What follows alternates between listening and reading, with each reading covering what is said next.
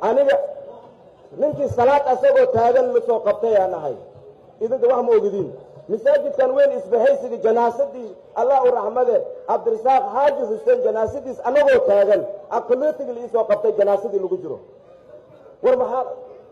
allahu akbar la moogtay inta la ijiida war salaada buu lagu jira maxaa way lagdanka inta ku yimid war u kaayaan ku yiri salaad baan ku jirnaa idima harayo waa igu soo laabtay war u kaay baan ku yiri mar saddexaad igu soo laabtay nin dhinaceega joogo cabdiqani la yiraahdo oo saaxiibkeega oo wasiir islaahin markaas war cabdiqani kan la hadal baan ku yiri cabdiqani asagana ma heshoona uu yiri war muwaalanta waa wasiir ka leeho salaadaan ku jirnaa ugu wada janaasad maxaa igu mashquula anagu marka Soomaali baan ahay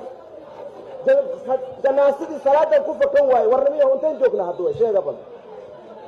لأجل مداوين حسن الشيخ جلاشي سنتوب تاجنا أنا ujeedadayda حسن الشيخ madaxweynaha جلاشي